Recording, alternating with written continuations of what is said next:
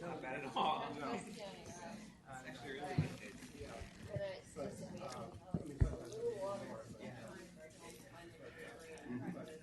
I'd like to call the Citizen Advisory Committee to order and get right into our agenda.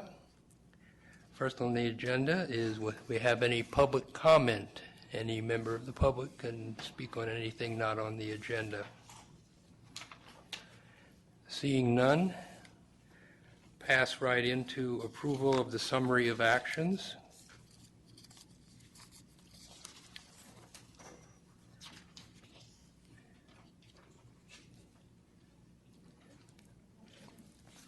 So I entertain a motion to approve if there are no corrections.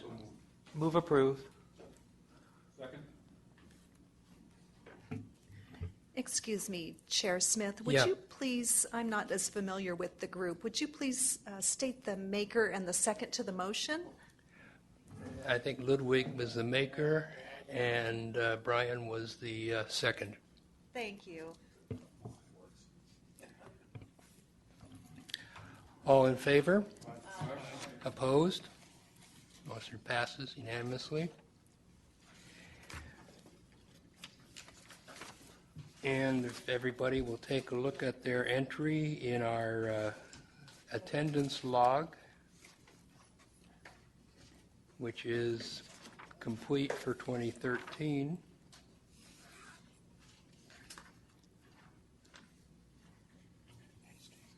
If there are no corrections to that, go ahead and accept that. Followed by the meeting calendar. We're back to our regular meeting schedule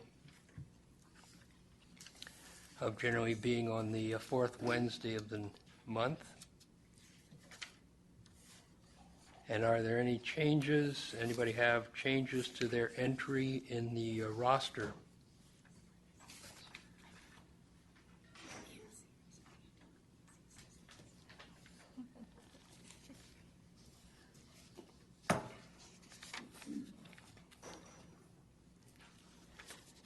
Hearing none, we can go ahead and proceed to our major discussion item for the day, for the evening. Update on the status of the 2014 Countywide Transportation Plan update. Thank you, Mr. Chair. I know that I do not look like Martin Engelman. I'm Lindsay Willis, your Director of External Affairs, and Martin is not here tonight, but he left me copious notes on what I should share with you, and then we also have a presentation as part of this. So this item talks about the 2014 Countywide Transportation Plan update. And so I'm going to read a little bit of Martin's notes because I think it's a really good explanation. So by way of background, Measure J requires that the authority develop a countywide comprehensive transportation plan, or CTP, and update it every 4 years. And as you've heard Martin say, we are kind of in the midst of that process at the moment. And, you are a part of that with the growth management checklist. All the jurisdictions have to be in compliance with that. Part of the Countywide Transportation Plan update involves a gigantic list of all the possible projects that we would consider conducting in the county. Martin calls it an exhaustive list.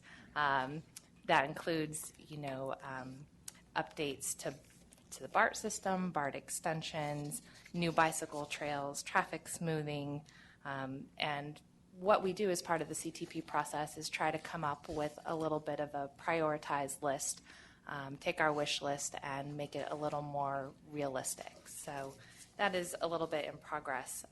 As part of this process, we released a kind of draft vision and goals for the CTP, and that has been released. And one of the things that Martin has asked me to talk with you about a little bit is the themes of that. So to paraphrase Martin, last October, we developed a discussion paper on the vision and goals and circulated it to the different RTPCs for their comments. The vision language was exactly the same as it was in 2009, but we inserted one new word, the word sustainable. And that word, the exact sentence is promote a healthy environment, thank you, and strong economy through a balanced, safe, sustainable, and efficient transportation network. That one word generated quite a bit of commentary and discussion at all of the RTPCs. And we took it in, we took it out. Some of them liked it, some of them didn't like it. And as I'm sure you know from your work on this committee and probably in your professional and personal lives, the word sustainable means many things to many people.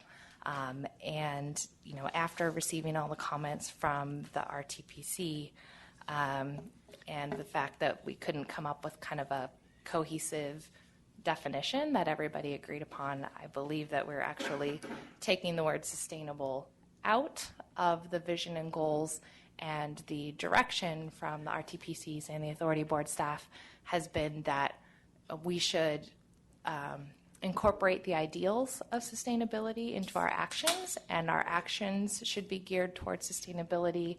And in this case, perhaps our actions maybe speak louder than our words in this mission statement, that it's one thing to have sustainability listed and say we're aiming for that. It's another thing to really take actions as an agency to make that happen. So the board had stated that they would prefer that we really walk the walk, and it wasn't necessarily as important to talk the talk on that particular word as it was to demonstrate with our actions that that's what we needed to do.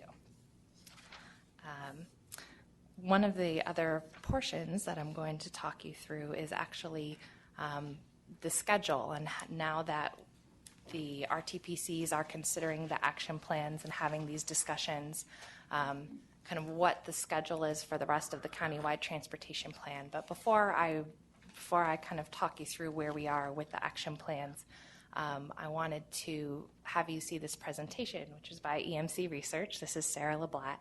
This is a presentation that was actually given to the full authority board last week at their meeting. So I'm sorry, Chair, you're seeing it again for a second time.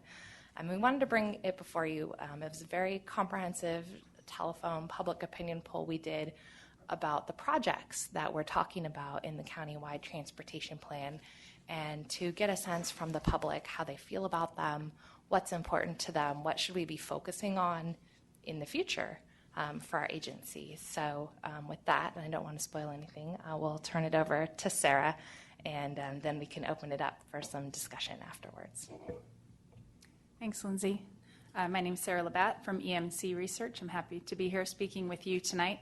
I do have a lot of slides, so I'm going to skip some because I think some of them are a little bit in the weeds, and I really want to give you all the overview, and I'm happy to answer questions when we're through.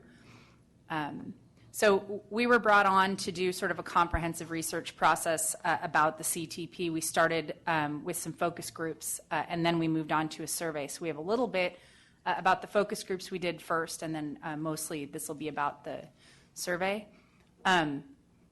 This is your county. You probably know it pretty well and where you are, but just to give an idea of where this is the distribution of voters in the county. It's a little bit different probably than the distribution of population, but this is sort of thinking about, forward to what might happen in the future. This is the population we're looking at and the distribution throughout the county. So we started with a set of focus groups back in 2013. We really wanted to hear how people sort of talked about transportation, talked about CCTA, and understand sort of where this is starting, and listen to the words people use when they talk about some of the issues facing you. So we did some focus groups in September throughout the county. We did 8 groups, so 2 groups in each location, one with men and one with women. And we had sort of a mix in each group of that particular geography, age, ethnicity. We split gender, but otherwise we tried to mix to really get a representative group to discuss issues in each group. Why did Yes. you split gender? Men and women, why can't you do them separately? I'm curious about that. We've found over many years of focus group research that sometimes mixing gender in a focus group doesn't always allow for the most open discussion. It really is dependent on the topic. In transportation, in Alameda County, we did similar work where we kept gender together because their budget was smaller. They only did 4 groups instead of 8. But we find if we can, to be able to do 2 groups in a location is a little better. You get a little bit more mix. And if you have an all-female group with a female moderator, the women are more likely to speak sort of comfortably and openly, the same with a men's group. So a summary of the findings from the focus groups, traffic and transportation are becoming higher profile problems as the economy comes back, and you've probably noticed this yourselves. Traffic is getting worse as the economy comes back. So it's sort of a different kind of issue than we were seeing in the past few years with the economy really being at the top of the list. We're starting to see people are noticing that traffic and transportation as a real challenge. While the road and highway network is catching up with population growth in the area, BART and public transit remain inadequate. This is something we heard in the focus groups that, it always used to be that we'd hear build more lanes, and we're not so much hearing that. In the focus groups, you really heard, you've done a lot of work on the roads. There's probably, Highway 4, they recognize that there's work happening, and then that can continue to go. But really, they are starting to see public transit, not just BART, but particularly BART, as a part of the transportation solution in the county in a way that we haven't seen. We've been doing research for the CCTA since 2002 or 3, before Measure J. And this is a real shift for this county, and we think certainly a shift in sort of how people look at transportation. And they do see the promise of public transit. Sorry, go ahead. Yes. In terms of the research you were conducting, now, were you guys primarily looking for quantitative data? Were you trying to get more qualitative data? And if so, what type of, were you mindful of any type of subjectivity or preconceived biases that often occur, especially when you're making the face-to-face presentations? Sure. We started really with a qualitative set of focus groups. That's what this piece is. Then in a few slides, we'll move on to a quantitative survey where we really did a representative sample of the entire county. We have we've been doing survey research all over the country for about 30 years. And, we have a pretty good set of tools in our arsenal on how to do research in a way that's representative and non-biased and able to project over a population. For these first few slides, we're really talking about qualitative research. This is not the kind of research you would necessarily project over a population statistically. This piece, the survey, is. But here we're really just trying to hear what kind of words they were using. So we had a discussion guide that we used to follow, but it was a very open-ended discussion to really have an understanding of how do people talk about transportation in the area. Okay, thank you very much. Mr. Chairman, I have proposal. Let's allow finish the presentation and after questions. Okay. Because Yeah, it will be in order. I've been through this once, and the real meat comes later of this presentation. So I think that's a good idea. Okay.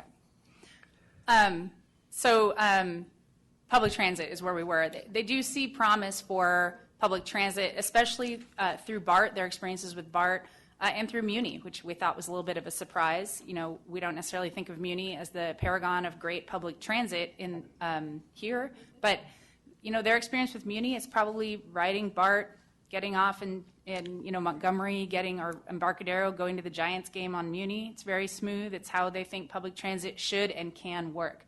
So when we talk about what can public transit be like, they hold up Muni as a good example of something that they could have here and want to have.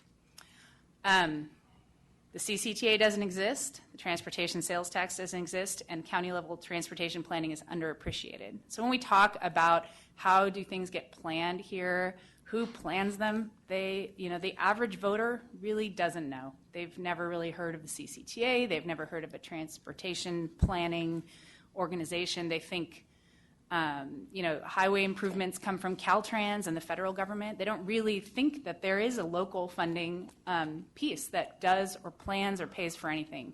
So, this is sort of a challenge, and especially for Lindsay, I think, in terms of, how do you sort of cross that bridge with them and help them to understand the great things the CCTA has done. And when you talk about the things you've done, they like those things. They love Highway 4. They love the new Caldecott. So, getting them over that bridge of you helped make that happen is sort of hard from being able to convince them. So, they don't know their role in some of these projects that have happened. They don't believe that Contra Costa could do some of these very large things. You know, what we really heard in the focus groups is they want the CCTA to be aspirational. So really think bigger. You know, for the person that lives in Contra Costa County, their world doesn't end at the county line. And in many cases, they don't know where that is. You know, they drive south down 680. They don't know when they cross into Alameda County, or that they do. So they don't, you know, think of transportation as a county level issue. Rather, it's Bay Area, or it's getting me from where I am to where I'm going. You know, and the county lines in that case are not necessarily what's important to them. So, you know, thinking bigger about what can the CCTA's role be, especially in developing the CTP, about the things that you feel can help the people in this county get from where they are to where they're going. One of the things we found, and we've seen this in a lot of other places, there's a lot of types of improvements that are sort of unpopular before they're built, but they prove their worth once they've been experienced. Metering lights are a great example of that. People who've never been at a metering light say, what a terrible idea, that's going to slow everything down. Somebody who lives near one and experiences it every day thinks it's great and sees the effect. You know, we've seen that with hot lanes as well. It's confusing. It sounds, you know, like a strange change. They're not always in favor, but once they start to experience it and see how it works, they do see the benefit of these improvements. So there's a lot of things CCTA is planning to do that might feel difficult because people might think they won't work, but there's a lot of research that says they do, and so getting over those humps is one of the challenges. The last thing here from the focus groups that we really heard loud and clear was use plain language. So, you know, all of the initials that Martin and Lindsay love to use, more Martin, I would say, are very confusing. People don't understand them. They don't know what a hot lane is. They don't know what a auxiliary lane is. They don't know what an interchange is. All these things that, you know, for everyone in this room is probably, you know, we all think, you know, pretty easy to understand. There's just a lot of things that are hard to understand. So really thinking about how to talk about things to the public that's in a more comprehensible, simple language that they can understand. If you're talking about a lane, talk about a lane. If you're talking about where two roads cross, you talk about that. But, you know, a lot of the jargon is intimidating and they don't understand. So moving on to the meat, as the chair said. So following the focus groups, we did a telephone survey. It was done in late January and early February. We did about a little over 800 interviews across the entire county. We distributed the interviewing a little bit disproportionate to the county population, and then we weighted the data. So when we're looking at the county-wide data, we're looking at a representative sample of the county that you can project across all county voters. The margin of error on the entire county-wide sample is about 3.5 percentage points. So for any number we're looking at the county-wide level, the actual percentage, if we could ask every single person, would probably come in within 3.5 points on either side of that number. Then within each region of the county, we divided it into these 5 regions. We did enough interviews that we felt we could look at each region on its own and draw some conclusions. It's a larger margin of error, but really to have enough interviews to be able to look at each region and be able to talk a little bit about what each region, what we're seeing in each region. This is a pretty standard question in polling. Do you think things in the Bay Area are going on the right direction or pretty seriously off on the wrong track? In the entire county, 49% right direction and 31% wrong track. This is something that has been improving as the economy improves. We've seen it in Contra Costa and Alameda and San Francisco, really all over the Bay Area, certainly a little bit slower to improve in other parts of the state where the economy isn't as recovering as quickly, but certainly becoming more positive. And then looking at the regions there, you see sort of the most positive environments here are San Ramon, La Miranda area at about 60% right direction. And then you see a little bit more negativity, but everybody in the positive side, even the east, 41-38, which again is a change from what we've seen even in East County here.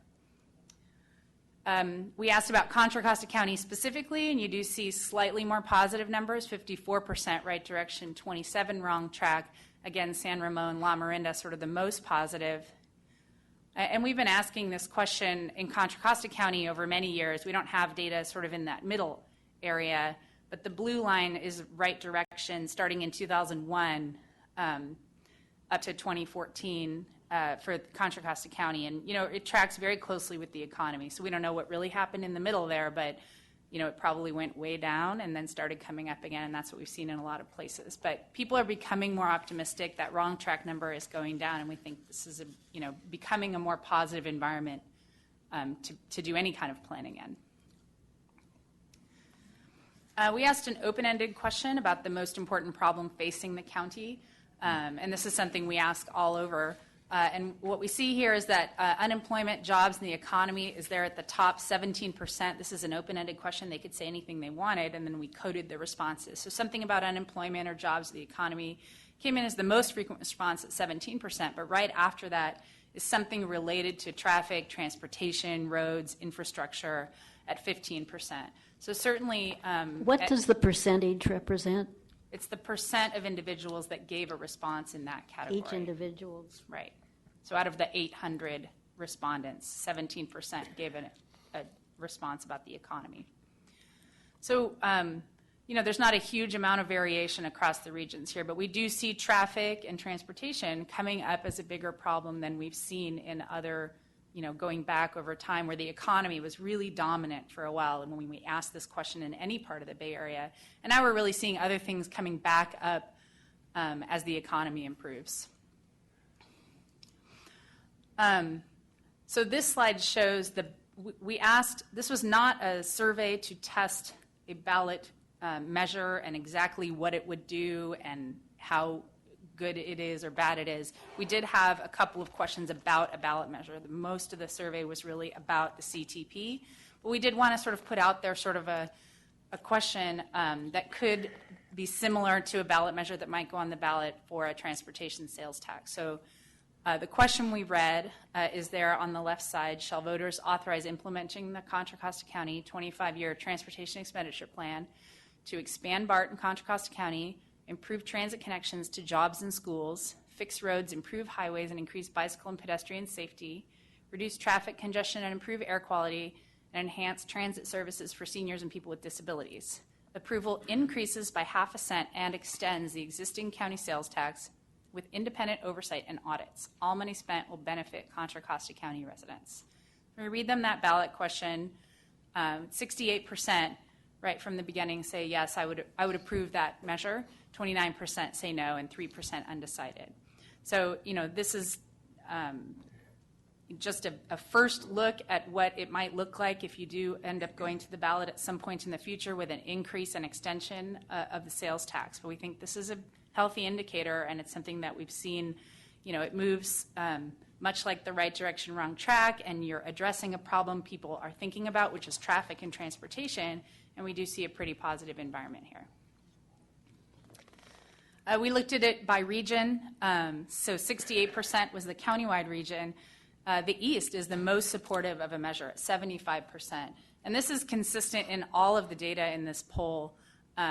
While they sort of in that right direction, wrong track are sort of the most negative environment, they're very enthusiastic about transportation improvements. All the improvements we test, most of them do best in the East. They really are seeing, and we saw this in the focus groups too, seeing the benefit of the work that's been done, especially on Highway 4, and also they see BART coming. And being able to continue the work that's been done is something that's really of interest in the East in a way that we've been doing work in East County for a long time, and we've never seen an environment like this there where they're very receptive to this idea of an increase in a sales tax to pay for the kinds of improvements they're seeing. So the East at 75% yes, 21% no.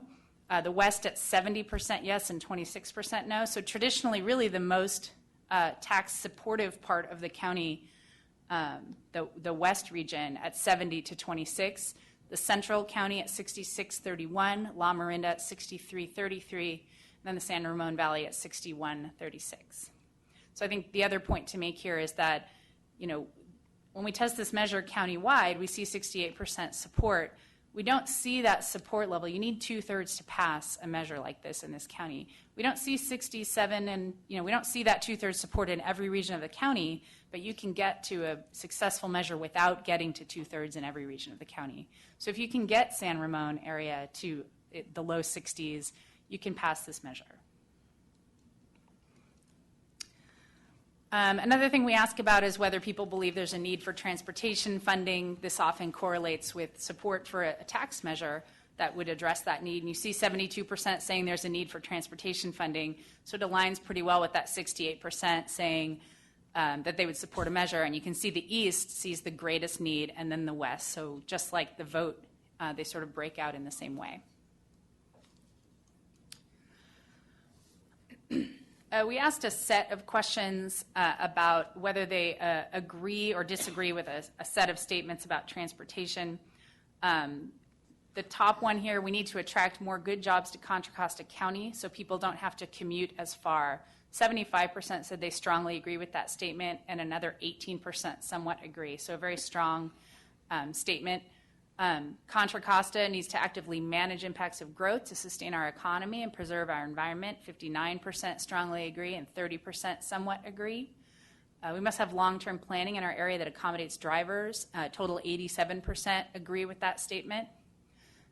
There should be a plan that addresses transportation needs all across the Bay Area, not county by county. This is something that came straight out of the focus groups that we heard people say to us, why are we doing this just for our county? Everybody needs to do it to make my commute better. And we really do see strong agreement with that statement that bears out in the quantitative research. We need to enhance transit services for seniors and people with disabilities. 83% agree. It's important to improve BART and other public transportation to prepare for an aging population. 83% agree. And that's another thing we really heard in the focus groups.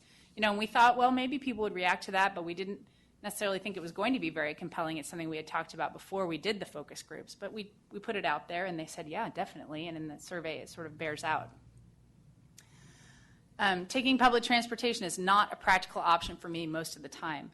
71% agree, with 49% strongly agreeing. So this is really something that is really driving this. We need to improve transit in this area. They do want to try it, but what we heard in the focus groups is, well, I tried it, it didn't work.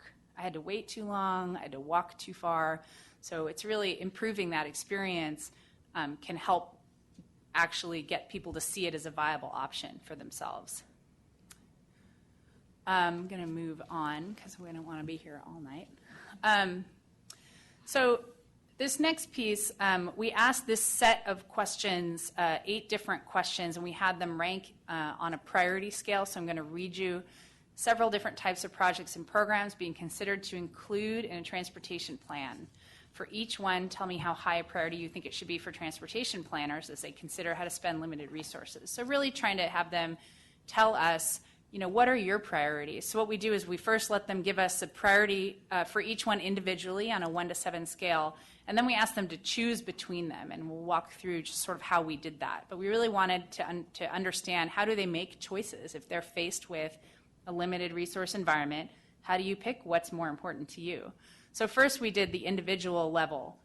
We started, the top was smoothing traffic flow on major roads by synchronizing lights and adding turn lanes. So 78% said that was a priority, with 34% saying a very high priority. And we see this smoothing traffic flow kind of come up over and over in this survey, and people want that. Anything you do as a transportation agency, if you can say, and it will smooth traffic flow, they're going to like it. BART extensions and new passenger rail services, 77% say that's a priority, with 37% a very high priority. Repairing potholes and road surfaces on local streets and roads, 77% priority, with 37% very high priority. So we really see those 3 as sort of the top 3 sort of issues that people see you being able to address. They really want those things to be a priority. A more reliable, comfortable, and convenient bus network, 72%. Completing our highway system and network of carpool lanes, 70%. So this is something that was a little bit of a surprise to us, that it's not so much about highways anymore as it used to be in this county. It really is about transit, making the traffic flow more smoothly, and repairing road surfaces really is consistently a higher priority than improve highways, which is something that we'd seen here in the past. Better use of technology to reduce congestion and give people real-time information. Creation of a safe and accessible network of bike lanes and paths, and improvements to sidewalks, crosswalks, and paths. So I think what's important to note here is that even though some of those that are nearer the bottom aren't as strong with a wider group of people, there are people who are passionate about every single one of these things. And I think, as you create your CTP, it's important to keep in mind that even if, bike lanes and paths is their second from the bottom, there's 26% who said this is a very high priority. So that's not a small number. So I think, what we saw is that people want a lot. They want everything, of course. So what we did next is we put all these up against each other. So I'm not going to read all that. But essentially what we did is we took all those things on the right that says priority items. So that's the same 8 items from the prior slide. And we essentially walked them through a set of 14 questions where we'd put 4 up against each other. So it's sort of like the optometrist where it's like A or B, except for it's A, B, C, or D in this case. So every item they heard 7 times. We randomized the order of the questions, and we randomized the order of the 4 items. So that chart sort of shows we did 14 questions, we set 4 things up against each other, and we asked them to pick the one most important thing from those 4. Because really with 8, you can't read 8 and then ask them what's the most important, because they've forgotten the first 4 already. So this is sort of a way to set things against each other without going through every single pair individually, which would take way too long on a phone survey. So it's a pairwise comparison. We call it modified pairwise because we're sort of bridging that gap between doing every pair and sort of creating a way to look at all of them together. This is a big and complicated chart, but I wanted to sort of show you sort of how it comes out, and then we have some summary slides that are easier to understand. But these are the 14 questions we asked, and the bolded item is what came out on top in each of those 14 questions. So you can see on question 43 there at the top, BART was the most frequently chosen item of the 4. At 37% chose BART, then 34% chose highways, 15% buses, and 14% bike lanes and paths. So this sort of shows each of those questions, and then I think an easier way probably to look at it is we created these priority scores that essentially represent how often the item was chosen, and it includes intensity is included. So if something gets like 30%, it's sort of chosen twice as much as something that got 15 in this chart. So you see really those top 3 that came out when they gave each one a priority rating, traffic smoothing, potholes, and BART, come out on top here too, and they're very close to each other. We did a little analysis to try to figure out, is there one that always trumps the others? And there's not. Those 3, it's kind of like an Escher drawing where you just keep going up the steps over and over, or rock, paper, scissors, right? So, really traffic smoothing, pothole repair, and BART are sort of the most compelling 3 pieces. Highways, still important, and we don't want to underplay that. There are a lot of people who are very interested in highway improvements in this county, but they're not where they used to be here. Really, people are seeing other ways to make improvements. We did a little regional comparison on this, and we really saw the same top 3 in every region. There's a little bit of differences by the regions. You see in San Ramon, traffic smoothing is even higher, sort of the most intense. You see BART is the strongest in La Miranda, which I think was a little bit of a surprise. But really the same top 3 in every region on these 8 priorities. Another way to look at this is which ones are never chosen. So every time it comes up, if it never gets chosen against the other 3 items, and you see, bike lanes and paths, 64% of the time, it did not get chosen in any of the choices. Sidewalks and crosswalks, 55%. I think what's important is when we get down to the bottom here, traffic smoothing, just 19% of the people in the survey never chose traffic smoothing over something else. So it's definitely something that has a really wide appeal if you're thinking about how do we create something that really appeals to everybody and is at that 2/3 level that you would ultimately need to pass a measure. If only 19% never pick it, you've got 81% that do. So I think thinking about sort of what you're looking for, there's a lot of really good ways to talk about transportation improvements here.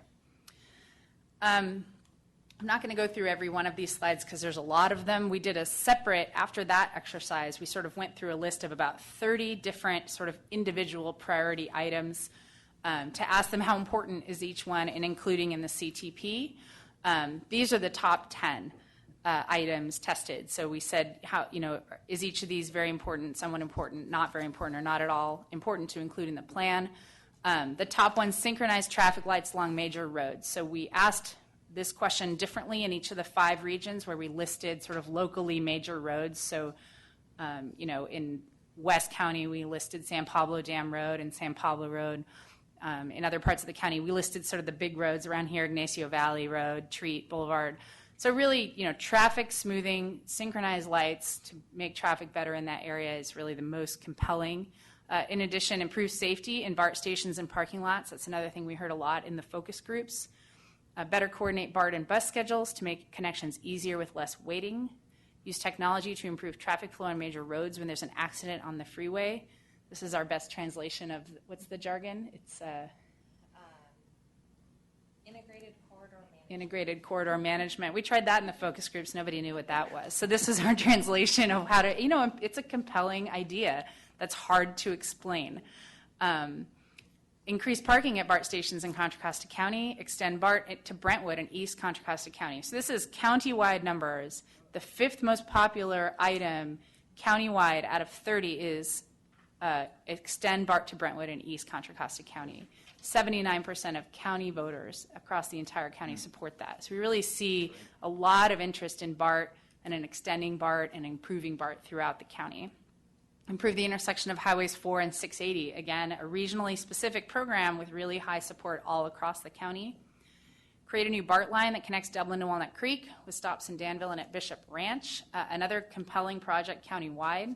Extend freeway on-ramps to the next off-ramp to reduce accidents and make traffic flow more smoothly. So auxiliary lanes, another term we found generated a lot of confusion in the focus groups. So this is a way to describe them, and I think it's not a coincidence that traffic smoothing is in this question. Make traffic flow more smoothly. People react well to anything that they believe will actually do that.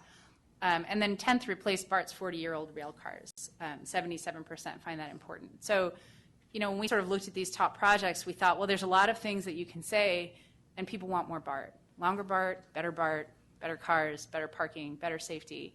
There's and smooth. They want a smooth traffic. They want better BART. Right. Well, better BART would smooth traffic. So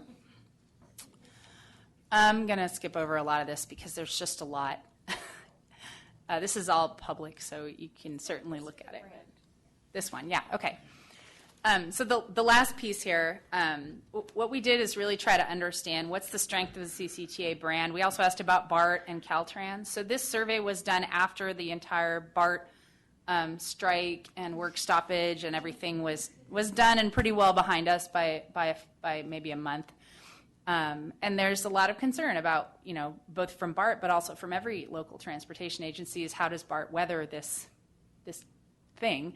72% said they have a favorable opinion of BART after the stoppage and the strike and the labor negotiations. 23% have an unfavorable opinion of BART. So, we didn't do a poll right before that about BART. We don't know what it would have looked like before. I can't imagine it would be a lot higher.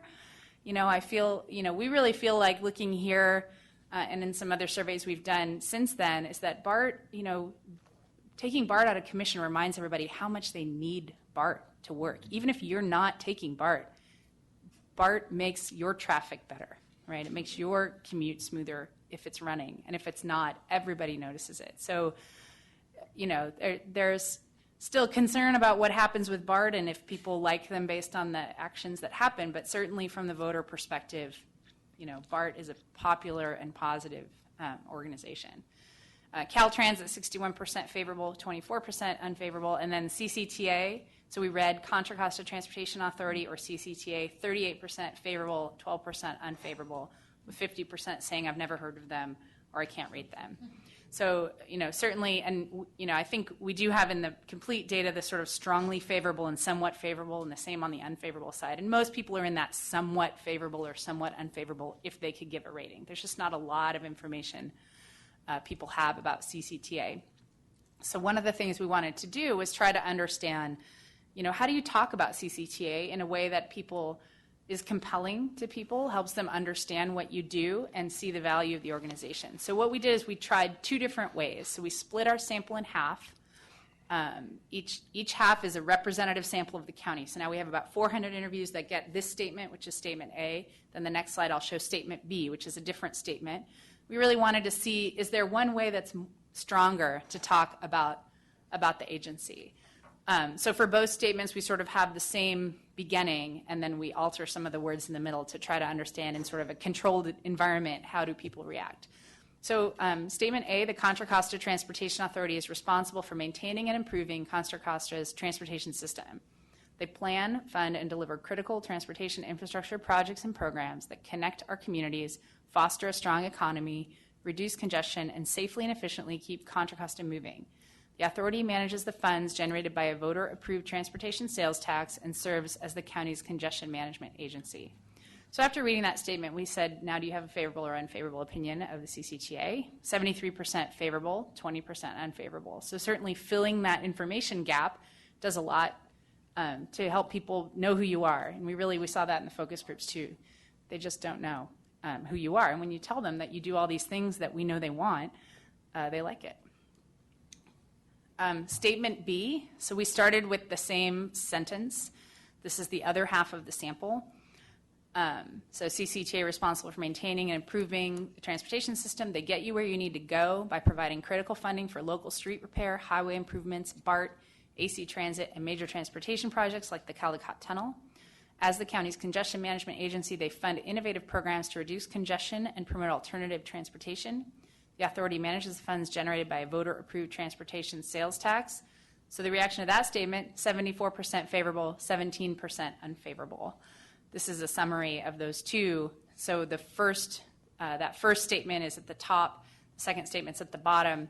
So you can see they're very similar. The reaction to the two is very similar. And when you're filling in information about something they know basically nothing about, you can get a very good reaction. So now, based on everything we know, we'll work with Lindsay to sort of develop, what's the right way to talk about it. Our first answer would be, well, shorter, less words is probably good.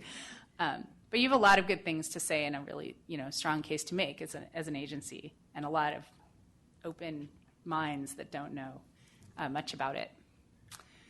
So, in conclusion, the mood of the public is improving along with the economy, especially in East County. We really see an uptick there. Most Contra Costans want traffic smoothing, road repair, and more and better BART.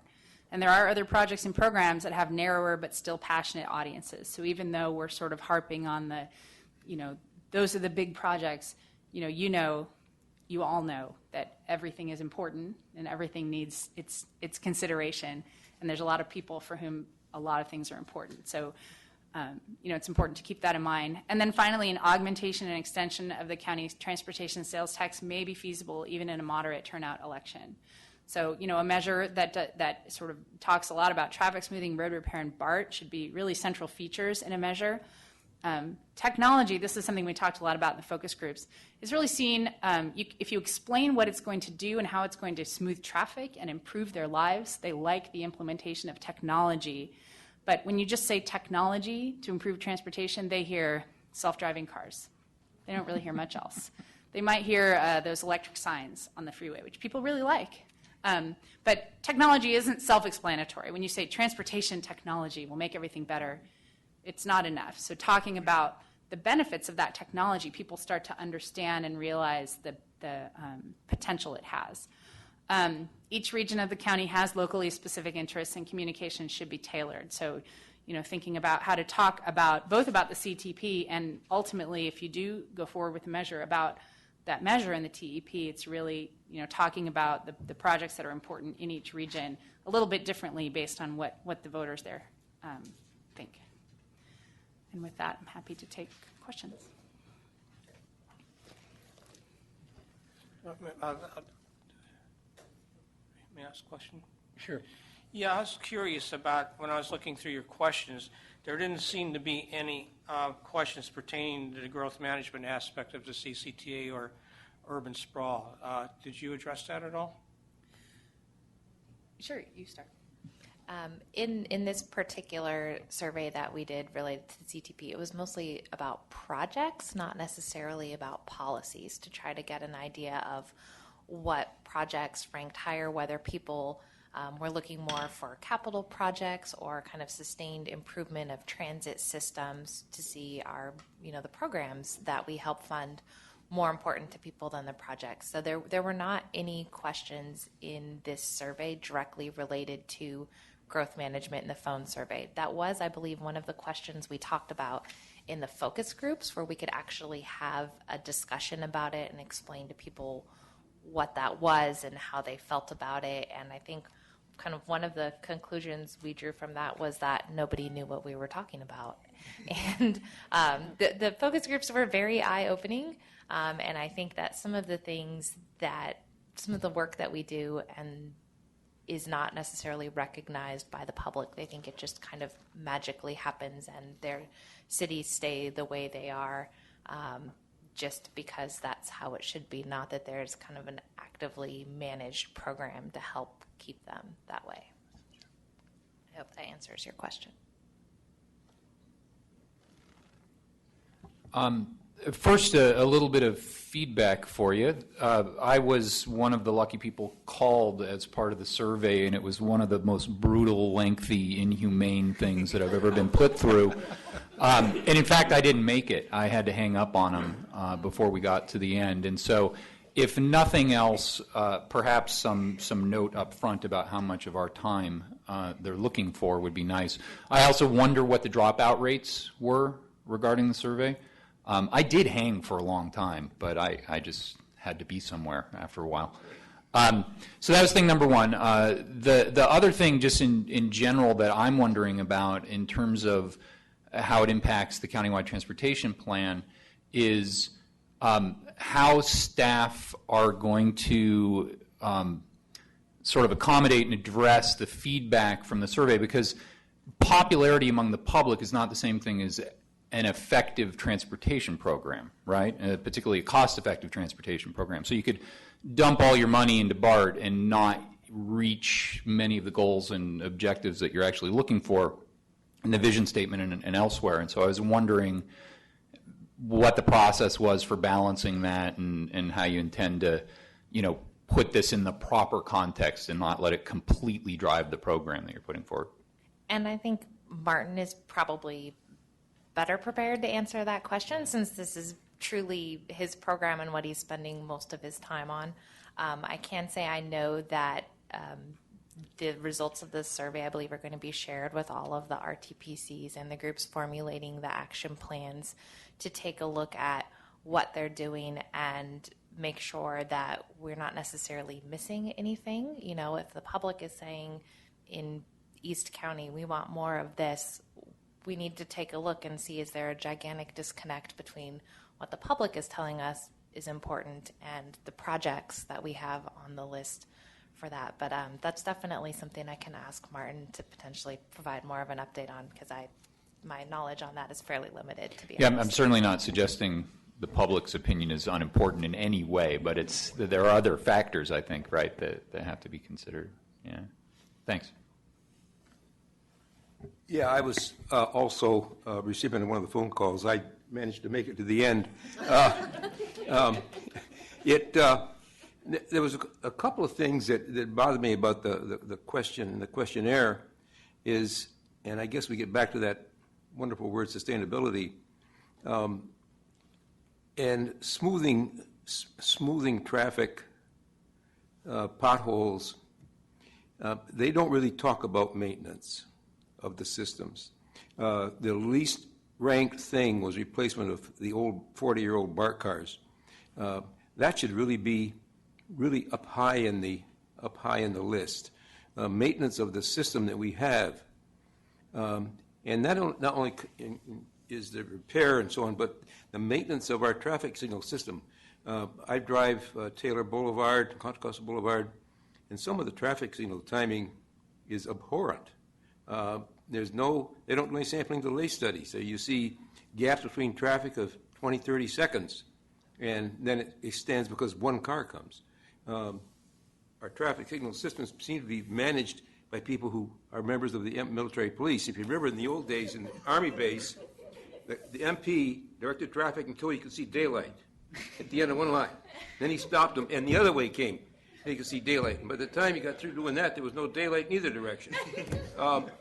And maintaining they don't provide funds to maintain the signal system to answer the needs of the traffic equitably. Otherwise, the questions were tough. I thought the lady that asked me the questions was very patient. She listened to, as you can tell, I'm not I'm both familiar with the work because I did the job for 34 years, but I do like to talk a little bit, and we had a nice chat. But it was a hell of a survey. Go ahead. Yeah, actually, I'd like to come back to your first point on sustainability and removing the sustainability from the vision statement a little after I comment on this. But I actually believe that some of the questions and some of the results that we got from this were a little concerning, actually. You know, the fact that sidewalks and bike necessity were so low on the list. You know, as we continue to move forward towards a more sustainable traffic and transportation system, one of the focus of Contra Costa Transportation Authority has been the need, and Measure J has been the need for complete streets, the need for sustainable communities, which is the fact that we are increasing our sidewalks, we are increasing the safety for bikes and alternative modes of transportation. So I think that's kind of scary to see that it's so low, and yet we're focusing so much on that and focusing on what Russell was saying. Yes, even though the public might not think it's not so important, it is a very important focus for the Transportation Authority as well as of Measure J, in increasing sustainability in the future. Not only that, I thank you for explaining and explaining on why technology was so low, because I was shocked that it was so low. I know technology being used in San Ramon, how our camera systems are like doing image recognition on the cars and allowing cars to go through the stoplights faster, replacing the loop system inside the streets. It significantly improves traffic flow. And so again, I'm kind of concerned that it's so low because it's so important. So those were my points on the questions. Now, really quick, I wanted to know, for the CTP, isn't it created in collaboration with the other counties, seeing as how we affect the other counties? Is there any type of collaboration, very similar to how like La Marinda does it, or like the Tri-Valley does it, everyone kind of gets together and talk about how we collaborate? I wanted to know about that. And again, I'll probably defer mostly to Martin on that. When he returns, we'll save all our questions and we'll really hammer him at the next meeting. But blindside is a better word. But to answer your question, yes, the survey results said people don't want us to create this plan in a vacuum.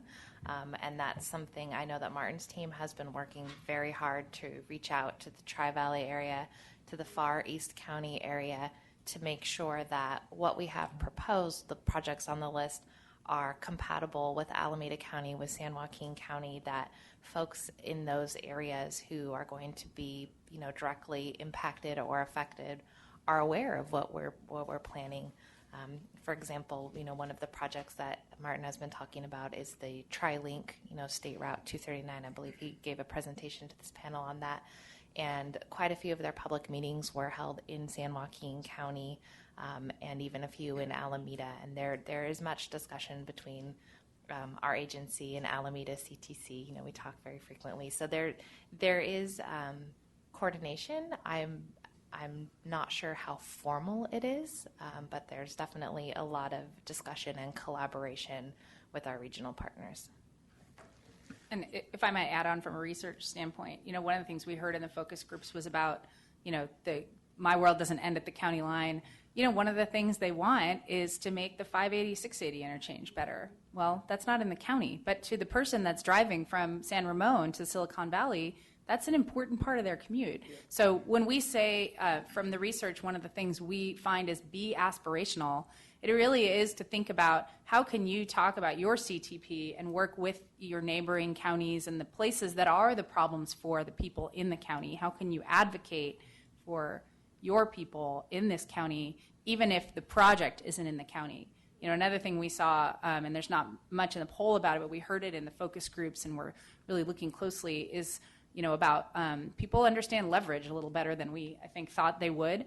In terms of, when you bring a transportation dollar from your county to a project, you get other dollars that come with it, either from other counties or from the state or the federal. So I think, there is an awareness that transportation planning isn't just here And certainly from the public perspective, talking about the things that are on their routes or what's important to them is more compelling than talking about, well, this is what's in the county, so it's what we're going to address.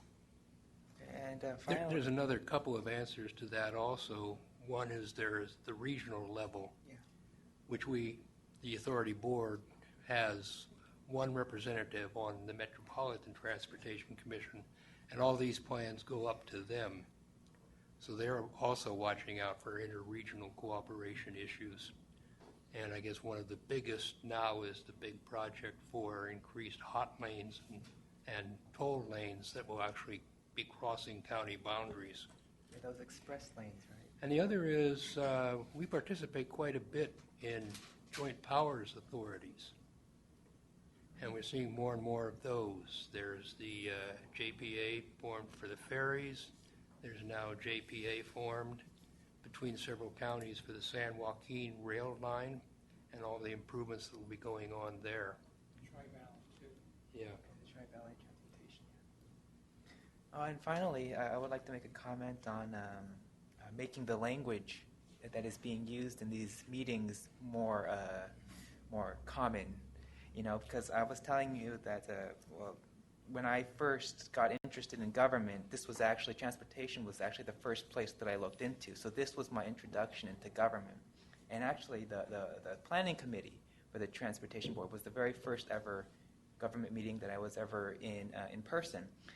And when I got there, I was completely confused on everything they were saying. Their use of acronyms, their use of jargon, it just completely confused me. I had no idea what was happening. And thankfully, my mom, who works in government, she came here. She kind of explained a little bit more on like who is staff, who are board members, kind of what they're saying, although she didn't really understand it completely. And so, you know, I think that that's something we should definitely look into in order to increase visibility into our system, in order to, allow the public to get more involved, because then they'll be able to better understand what we're talking about. And I would like to give an example. The Board of Supervisors, actually the County Board of Supervisors, in their staff packet, it says that they will try to make every attempt to never use jargon and to never use any acronyms. Because then, people who want to go to those board meetings or those Board of Supervisor meetings will be able to understand what they're talking about. And I think that's something that we should definitely focus on, especially if we're going to try to increase PR in our system.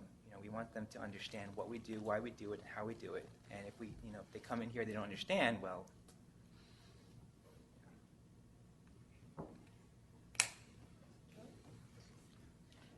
Well, is it possible to get a copy of that, soft copy? I'd like to see what we skipped, because there was quite a bit in there.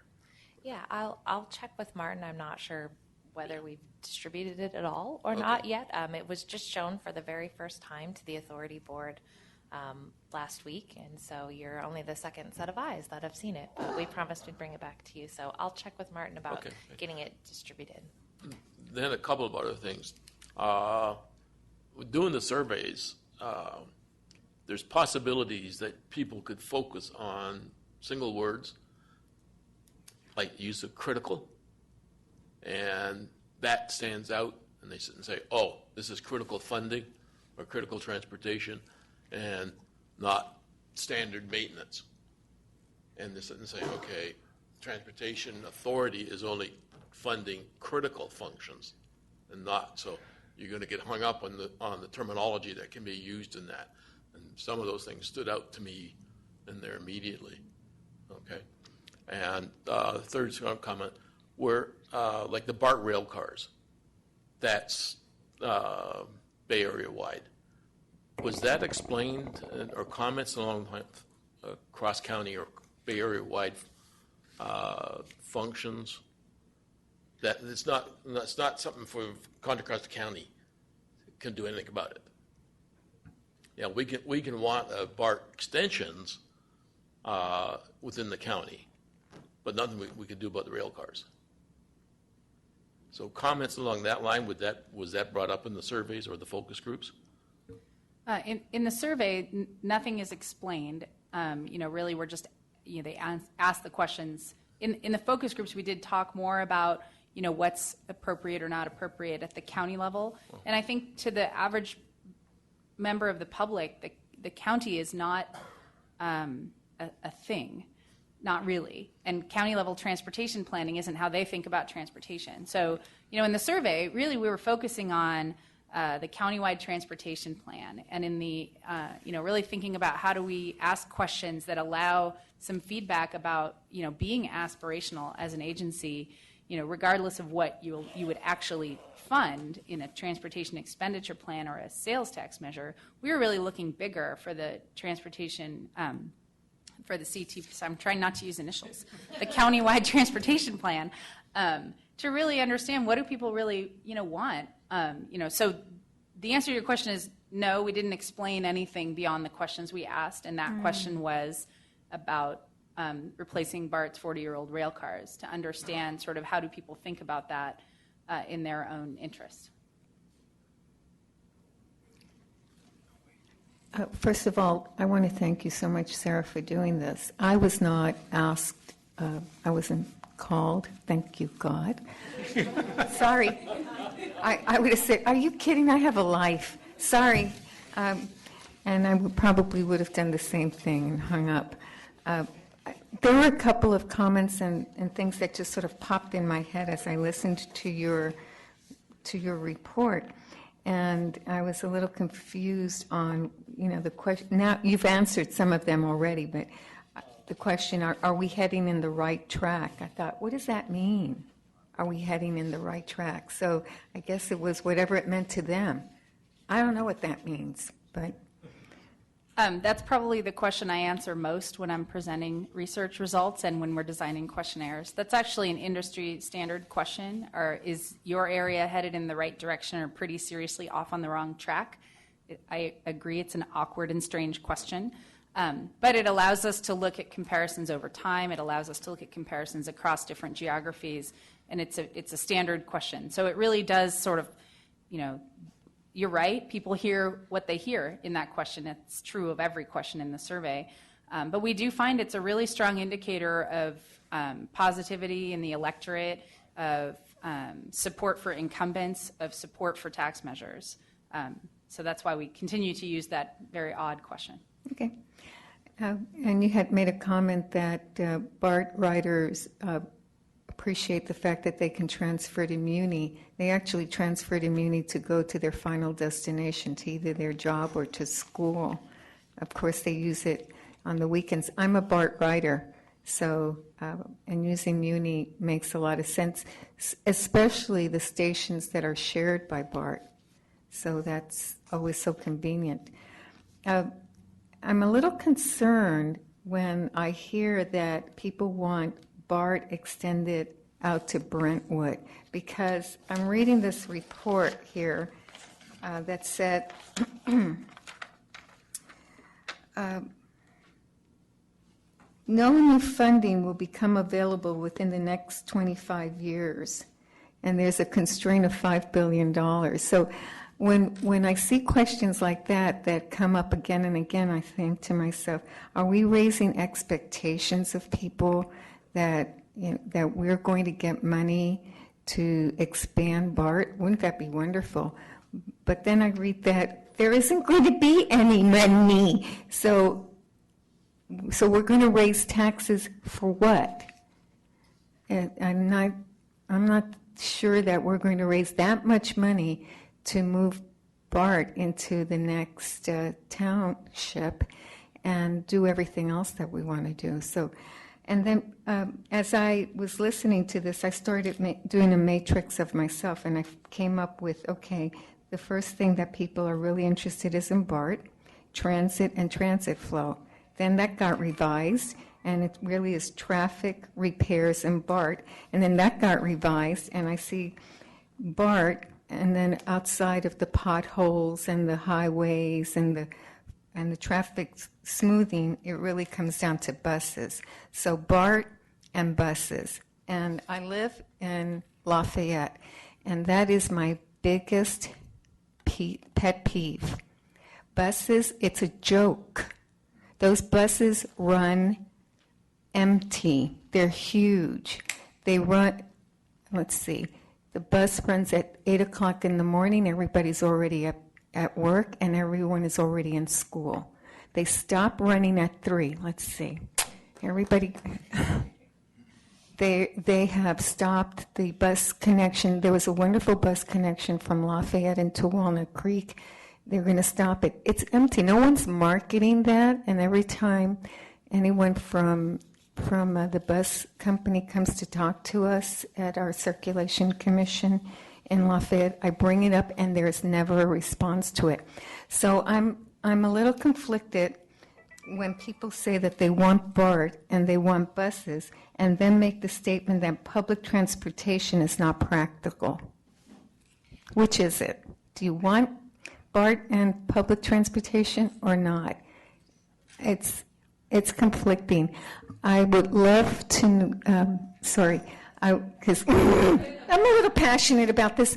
I really would like to see our bus services spruced up, not just for our school children. That would alleviate a tremendous amount of traffic in La Miranda. I don't know, maybe Moraga and Orinda have beautiful bus services. I doubt it. I would love to see that, and somehow market our bus system, because then you address our seniors also. Maybe something that Walnut Creek has, which is that free shuttle that brings people down. So maybe a free shuttle that connects La Miranda.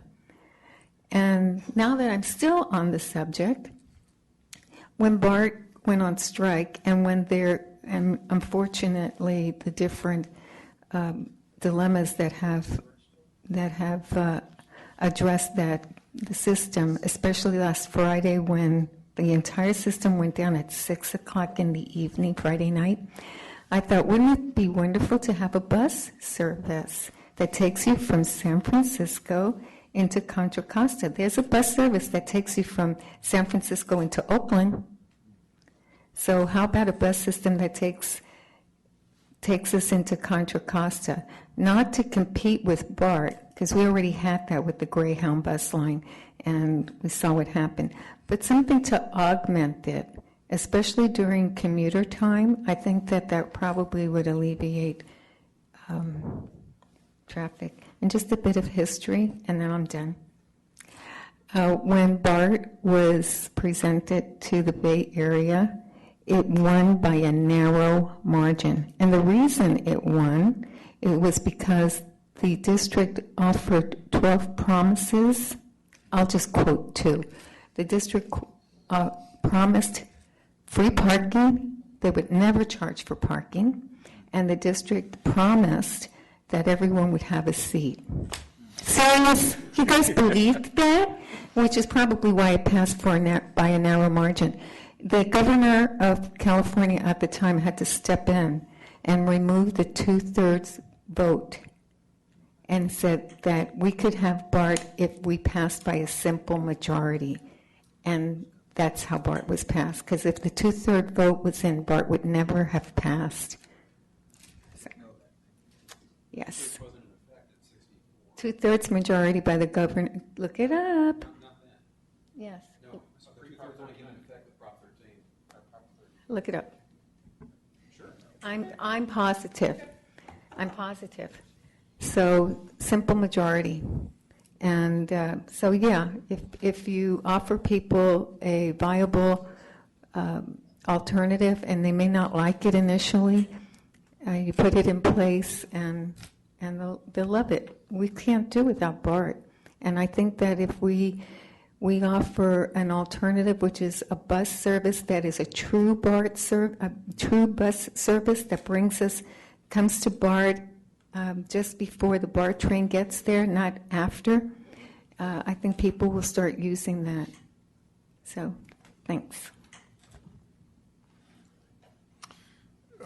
Question for you, Lindsay, and I'm not going to get into the money disconnect that people don't seem to understand, or the fact that Caltrans puts up on the message board in Walnut Creek, conserve water because of the drought, and it backs up rush hour traffic all the way to Santa Ramon and Dublin.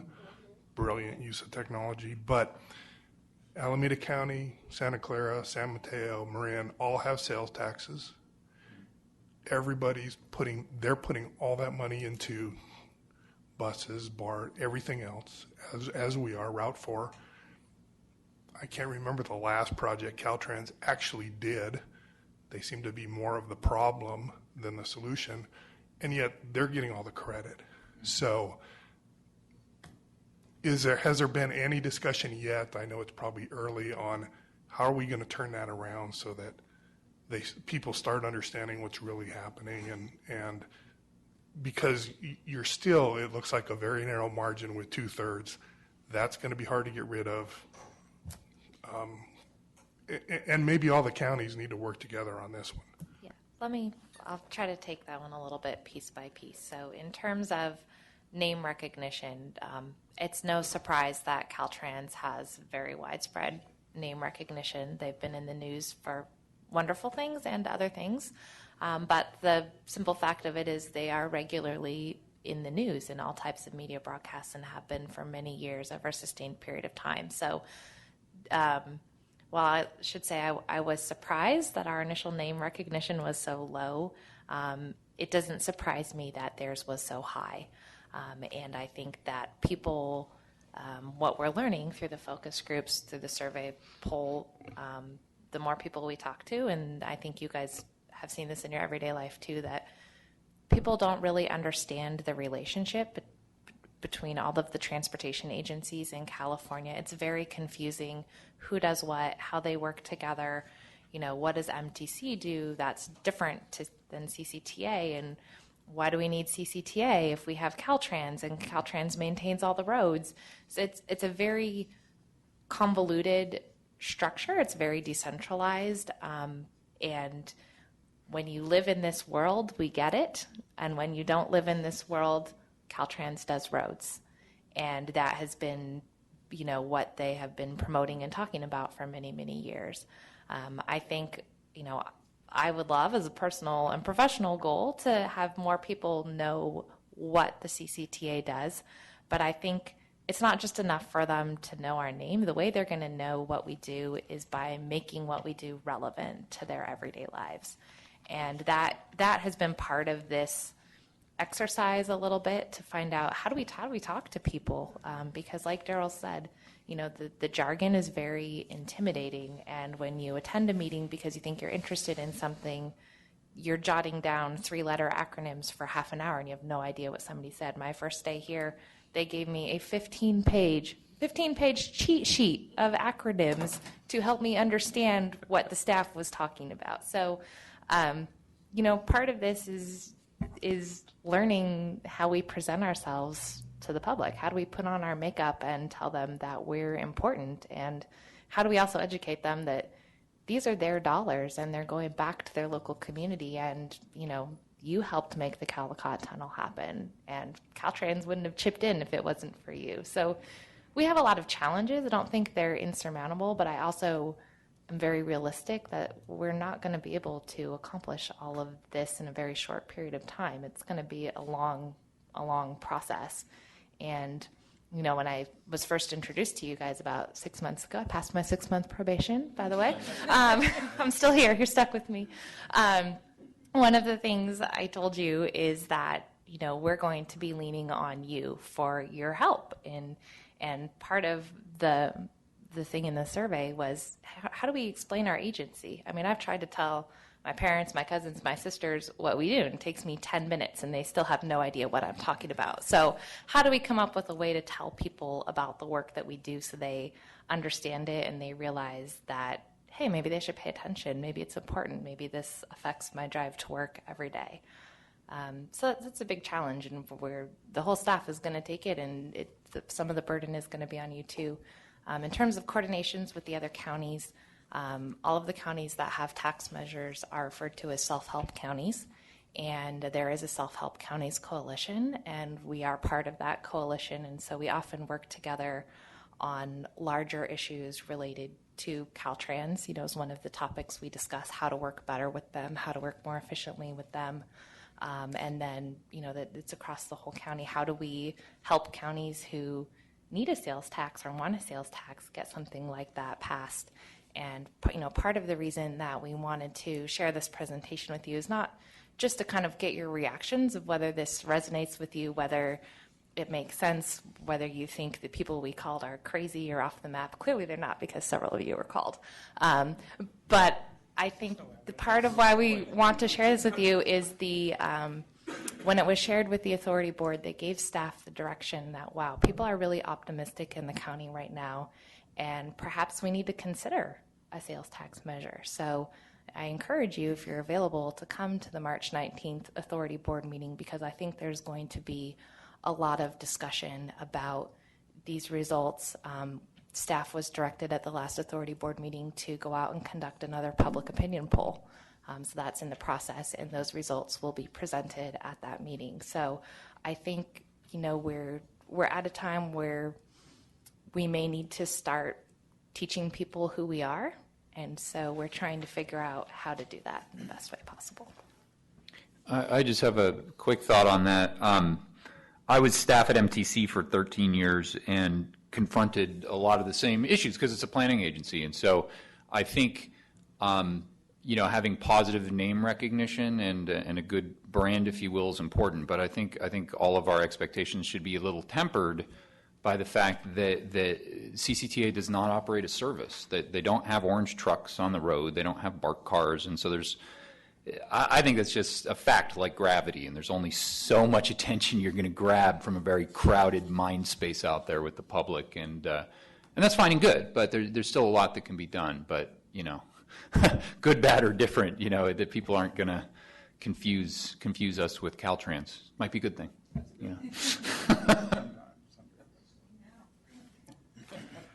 Some of the questions you skipped over about 2/3 of the way through, a lot of those were about potential signature projects. I'm happy to go back, but I just know that you all have. No, I don't think you need to go back. But yeah, essentially those are about, we tested some more specific projects, and then some of those slides also have the regional breakouts for those specific projects.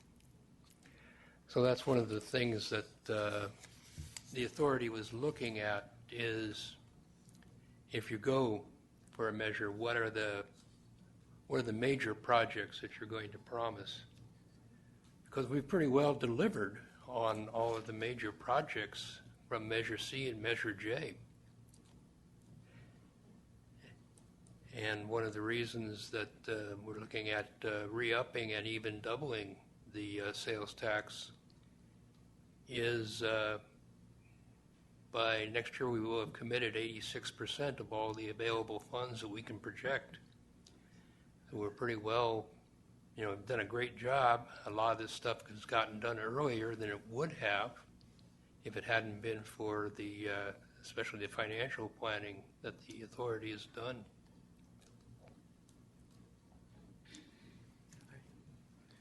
Yeah. So if a discussion on this has been finished, I'd like to go back to the sustainability vision statement. Is that okay with everyone? Okay. We have one more question. Okay. Yeah, go ahead. Yes, thank you very much for you. I think you guys' report was very well taken and well stated. In terms of focus groups and action groups and such, what are your plans? How soon are you guys going to reconvene or perhaps start this round again? Of course, most from the scientific standpoint, usually one shot doesn't really give you a whole lot anyway, scientifically. It gives just a little bit of a short window. So my question is, do you plan to look at going at additional focus groups, and if so, when? And what are you going to do differently this time as opposed to what you guys just finished? And mainly in terms of constructing some of the questions and such, and the language. I can say I think that staff was honestly surprised at the board's direction for us to go out again with another public opinion poll to kind of test the validity of that single question. And at this point, the only plans that we have is to conduct that second public opinion poll, which should start sometime next week. Sarah's working on the questions. And then it will be, I believe, a similar sample size. Okay. Yeah. So essentially what we're doing is a second survey. It'll be another quantitative survey of the county voters It'll be a little bit of a smaller sample size, and it'll be more focused really, this survey was really focused on the countywide transportation plan. It was, we weren't introducing any constraints to the voters in terms of finance or county line or anything like that. This second survey is much more focused on a ballot measure. In this survey, we had a question about a ballot measure. We had another question about tax sensitivity, but really the rest, that was really all we had. And this survey wasn't designed to test a ballot measure.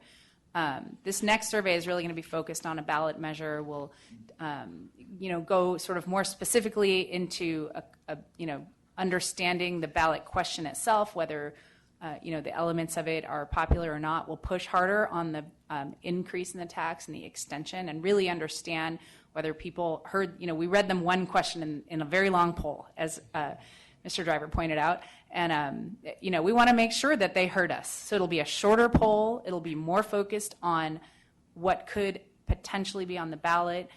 It'll be more focused on projects that would be in a transportation expenditure plan that would be associated as well. And we'll also try to understand vulnerabilities as well. I think, like Lindsay pointed out, we've worked in this county for a long time on transportation.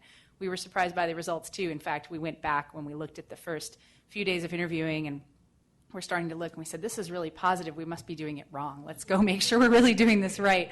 The poll is entirely dependable and valid, but it wasn't about a ballot question. It wasn't about a tax increase. It was much more focused on the sort of broader question. So the second poll, which is happening very soon, is really going to be more focused on that potential for a ballot measure at some point in the future, what it should look like, and as you pointed out, and I know that you know this, you don't plan your measure or your countywide transportation plan by polling. It's a piece, but it's not good transportation planning, right? There's a lot of good transportation planning behind the work we've already done. There's a lot of good transportation planning behind the work that's coming.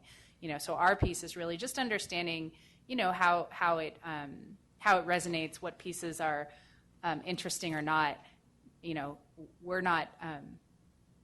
We're not designing anything for you other than a poll to help drive how Lindsay talks in the public about a measure or about the CCTA. That's really, we're trying to give her the tools she needs. So. And in terms of where we go from here, so our only direction has been to do the second public opinion poll. Where we go from there, whether there's more focus groups, more polling, whatever it may be, is a decision for the full authority board. And that's why I encourage you to attend that meeting, because I think there will be a lot of discussion about that on March 19th. At this point in time, staff hasn't been given any direction to do anything other than that second poll to see are those numbers sustainable, for lack of a better word. Do we get that same results the second time we ask it, when we make sure they really understand what we're asking them and they're not on the phone for 45 minutes? And from there, we take our direction from the board. Repeatability and reliability, right? I have a question. Why is so important recognition of CCTA by public? In my opinion, it's not important at all. Important is when you go to vote, you vote for money and for the specific goal. Who is behind this money? Institution A, B, or C, it doesn't matter for voters.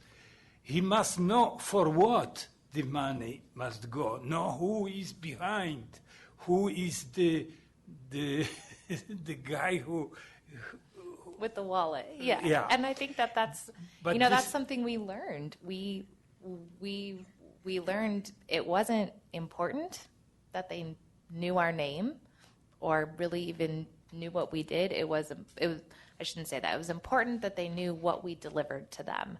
It wasn't necessarily, they weren't voting for us because they knew their name.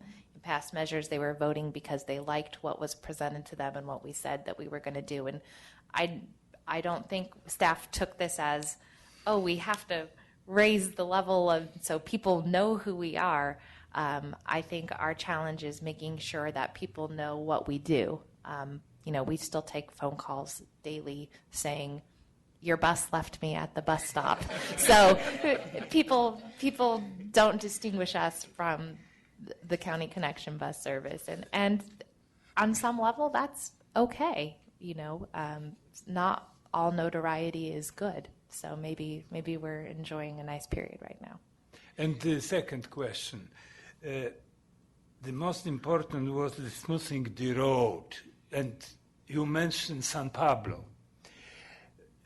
Why didn't you ask about I-80, 680? They are the most important arteries for the West County, especially for West County. And 270,000 cars a day goes, and this is the problem. And when I am for many years in this body, and I never heard something new like cars, like Google's cars. It means no people, nothing, lighting, smoothing, something like this.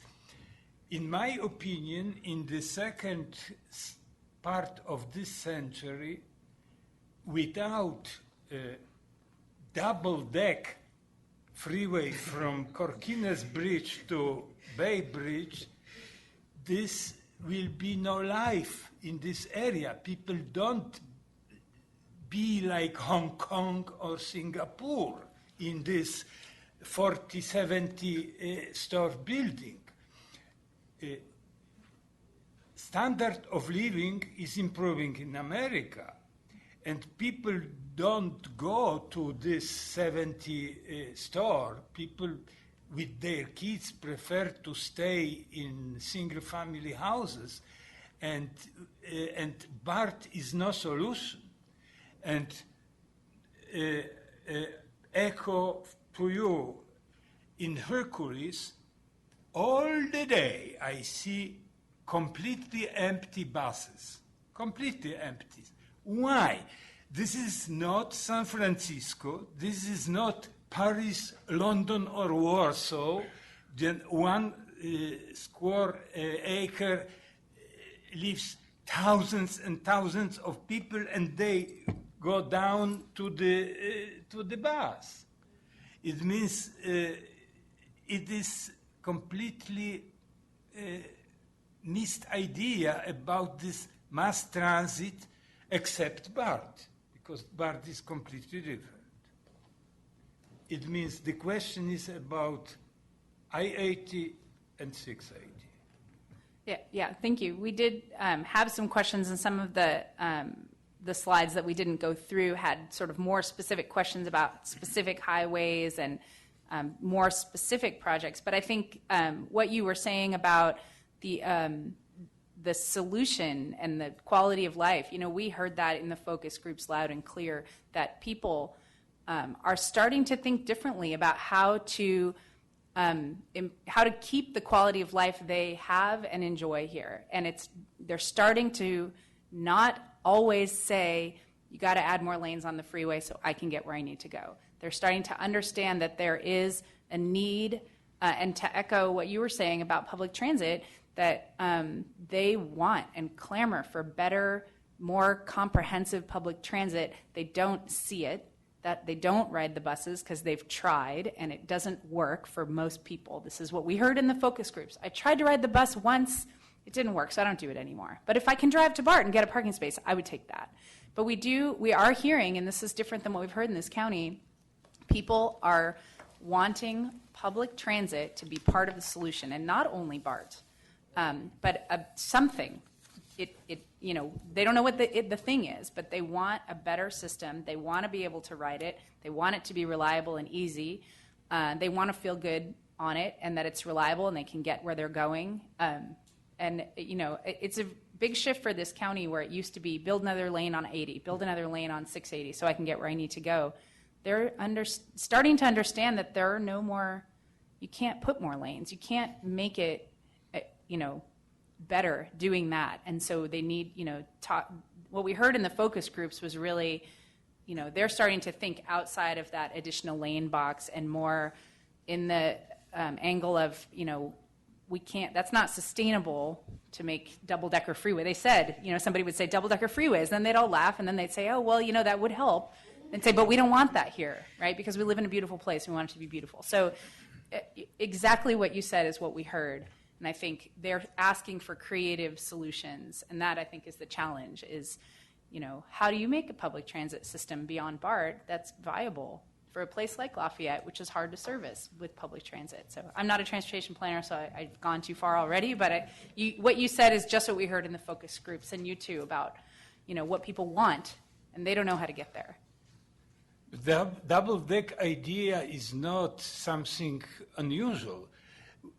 Say people go to Texas, Houston, Texas, you can see double-deck freeways over there.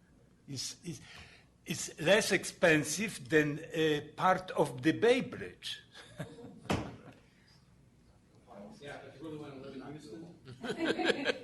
No, millions of people live in Houston, and they are happy having this double-deck freeways. Instead of sitting like here on I-80 an hour from Oakland to Corkines Bridge, sometimes. 610 loop in Houston.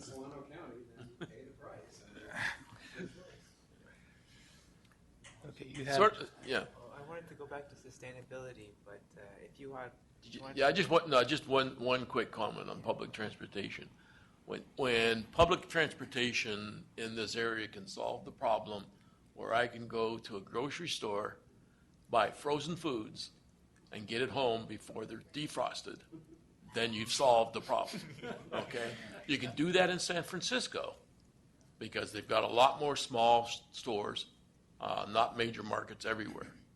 And you would not find me taking public transportation to go to a grocery store for that reason. And the buses run on schedule. What schedule? Here's the problem with and I'll only speak about Lafayette. Okay, there's a bus. When does it come? It's a secret. It is. No, it is. It's a secret. It is, and I have an app on my phone that tells me how many minutes away it is. Yeah. It's not. It's 45 minutes in between each one. Is the problem? That really is so, going to help. They talk about the sidewalks and bikes. Seriously, you're a mother of 3 children. You're going to ride your bike to Safeway to do shopping? I don't think so. So. Okay. All right, so going back to the discussion on sustainability, I would like to start off by saying that I'm extremely disappointed that we are removing the word sustainability from the vision statement. I believe that sustainability should be one of our core values, not only as it is defined in Senate Bill 375 with regards to the environment, but also as it was defined to me at the last meeting with respect to our transportation system. That is preserving something now for the future generations, just overall. As was stated in the last meeting by me, quoting SWAT, there was this humongous looming cost approaching, that is repairing our road systems. And maintaining our road systems, if it's not dealt with now, will cost us dearly in the future. We have an opportunity now to redirect the entire county in the way that it thinks about the transportation system. We have the ability to ensure that preserving what we have now for the future generations is constantly on the mind of planners, of developers, of the full board for the Transportation Authority. And I believe it is our responsibility to ensure that sustainability is included in the vision statement.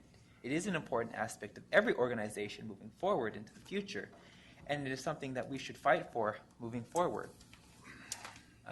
So, now that I've said that, I've read the staff packet, and I would like to ask how SWAT and TransPac defined sustainability.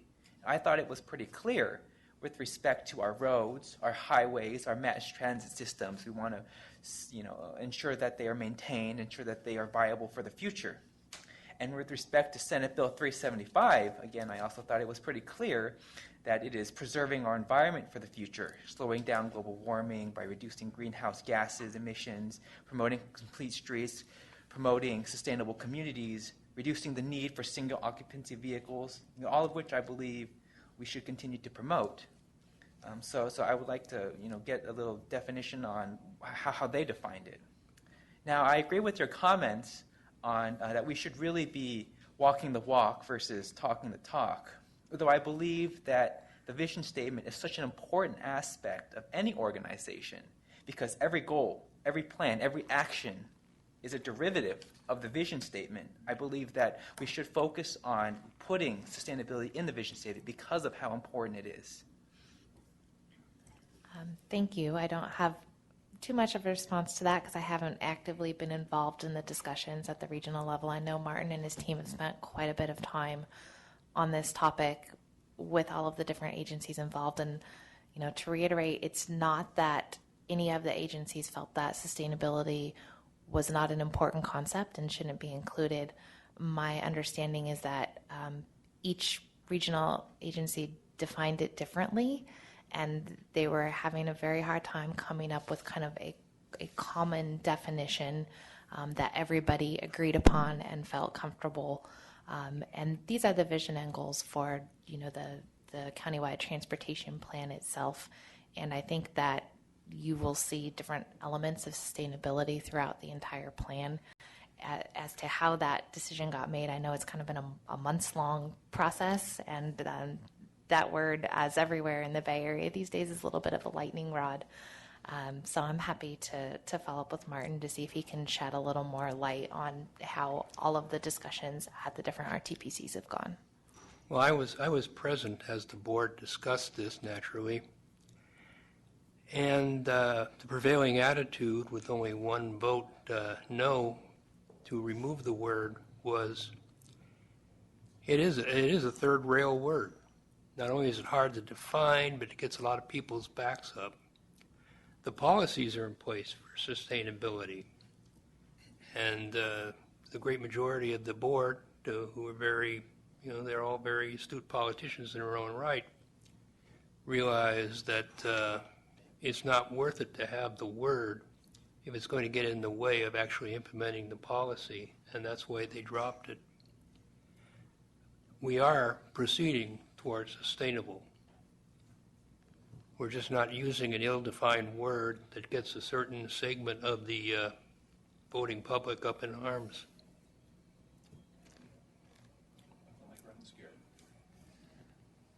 Well, if there's nothing else, you have one other question? Yes, sir. Yes, Matt. Chairman, in terms of Senate Bill 375, does it have a particular definition for sustainability, to your knowledge? Oh, yeah, I haven't gotten too in-depth of Senate Bill 375. I essentially just read the overview of what it was about, and it was essentially reducing greenhouse gases. Okay. No further questions. Thank you. Okay. Well, I want to thank you very much for appearing here tonight and going through this so thoroughly. I wasn't involved in this poll, but I've had the pleasure of working with Alex and his organization. And for the East Contra Costa Fire Board, and the process was very pleasant. The results were wretched, but the process was nice. I have a real quick question. Since this plan is about future projects, when will the future projects be published and the priorities? That's a very good question. So I'm going to go back to Martin's notes very quick. He does say that by March 13th, they should kind of release the action plans out to the public for comment.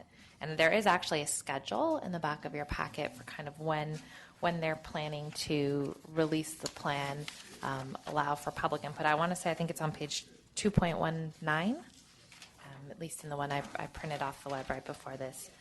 So there is kind of a schedule. There is a plan. We're hoping that the authority board can stick to this schedule and that we adopt the 2014 countywide transportation plan in 2014. That's the goal. The schedule has slipped a little bit. We had hoped to be done sooner with some of the action plans, but as you can tell by our discussion we just had, there's been quite a bit of discussion, and we've gone back to the regional agencies. As you saw in the slides, they want us to be aspirational. They want us to think big, and that is why some of those questions in the poll were asked. And we may not necessarily be able to fund an entire BART extension to Brentwood, but that was one of the types of ideas that folks in the focus group said, we think you should look at it. Whether it's reasonable and fundable are other issues, and we cross that bridge when we come to it. But there's been lots of big ideas discussed, and so I think that this has really given our agency a chance to look harder at what our goals are. I think it would be a good idea. I know you're releasing this to the regional transportation committees. It would be kind of interesting for the CAC to maybe be on the review process of that too, because this is our job. We're supposed to be an advisory committee, and I think if we could have a meeting, during the review period when the draft is out, I think that would be something very beneficial to the committee. Okay. Yeah, I was thinking the same thing. What's our purpose if it's not transportation, and why aren't we reviewing that even maybe before it goes out to the public to see what impact we have on it? I'll have Martin add it to the schedule. He's going to love you. Well, he should have been here. Okay, I'm going to pass on then to the review of what's been going on at the authority board level. I'm not going to go through it point by point. I'll just hit some of the high points. First page, the third paragraph down, this proposed initial constitutional amendment, I believe that the people who were proposing it after polling, et cetera, have dropped the whole idea. This was really a no-go. A lot of financial stuff, the kind of financial stuff this organization does so well, took place. I'm not going to go through that. But toward the end of the meeting, Member De Vera, one of the things we've been waiting for out here is for the bus systems to have Clipper installed.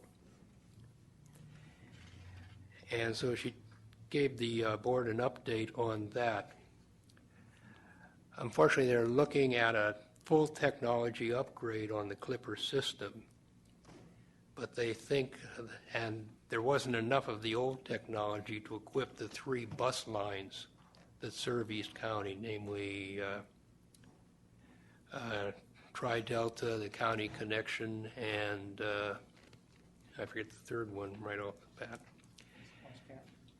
Westcat? Okay, yeah. So they're going to have a new round of technology, and they're actually looking at some major changes, possibly a vendor change, so that make it easier to go on the internet and recharge your Clipper card and stuff like that. So that was very interesting. The big item on the January 15th was a mobility management plan presentation. This is a fairly new concept to come up with innovative ways to provide services to seniors, disabled, and the low income. One of the things that, taking a strong look at this issue, is that public transit is the least cost-effective way to do this. So they're looking at ways that, setting up an organization, which they determine the direction on, to assist smaller local organizations that perform various paratransit projects, assist them with coordination, maybe with access to funding, and see if that's the best way. Really quickly, Chair. They weren't quite ready to commit on the exact elements of the project, so they adopted it in concept, and they are opening discussion with MTC about redirection of grant money and take it to the the regional committees, and then bring it back at the April or May meeting. Really quickly on the paratransit thing, I believe the Contra Costa County already has a paratransit system in place. In fact, right now we're going through the motions to create a new contract with the new organization to offer paratransit to our citizens here. Yeah, the intention is not to offer a new service. This intention Oh, no, the same is service, to but work with the existing yeah, services. yeah, for the same and service. often, maybe introduce better Get it cheaper. technology. Yeah. Maybe a more uniform technology. Certainly leverage economies of scale. Yeah. If the same technology can be used by several paratransit organizations. This is the kind of thing they're looking at.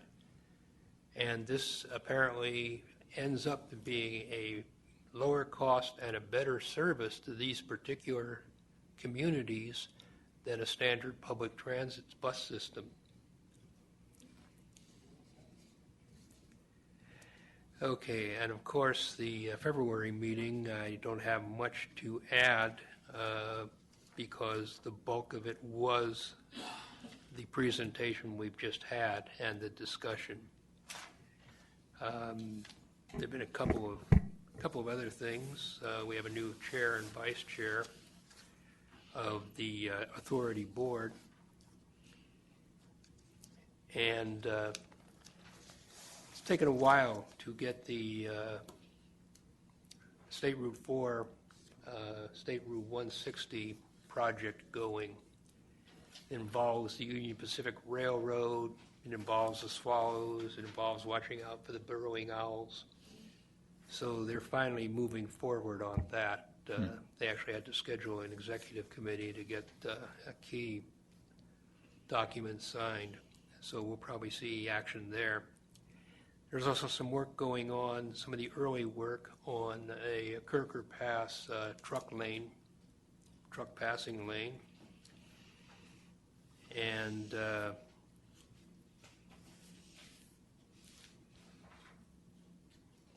there was another thing, I'm missing it right now.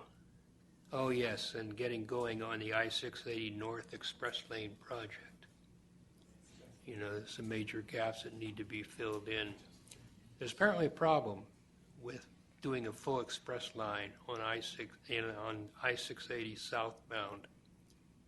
There's just a couple of unfortunate geometries that would be very difficult to overcome without a great deal of expense. So that's, as I said right at the end, they're seriously considering moving forward soon on the sales tax, partly to capitalize on the good feelings about Highway 4 and the Caldecott Tunnel. Stephen, can I ask you a quick question about? Sure. I saw in your notes on the December 18th meeting this comment that the fourth bore has helped both directions, counter commute and commute, and I was wondering how, what was there an explanation for how that happened? That's really cool, and unexpected as far as I'm concerned. There is, Russell, and the new bore with the shoulders and everything, it just lets you get through there faster. So they're finding that the traffic in the mornings is getting through a lot faster than they anticipated. Just due to the less wiggling and the wall not being so close to everybody. Exactly. Interesting. Exactly. Interesting. Okay, cool. Cool.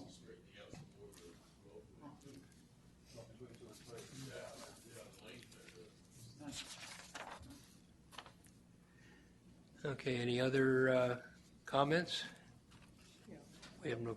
I'd like to make it real quick. When I was talking to Darrell before the meeting about just getting involved, and one of the things that I found really helpful to my endeavors was being on the county grand jury, and I just kind of want to let people know that they're presently looking for applicants. I really don't have any information, but I just thought for anybody who was really interested in making this county a better place, it's a lot of work. It's about 20 hours a week to do that, but it's if you have the time, it's a very interesting endeavor. So I'll just kind of mention that, and you can probably go to the county Google county grand jury and find the application. So I just wanted to mention that. Okay, well, I'm going to go ahead and declare the meeting adjourned, and we'll see you all in 4 weeks.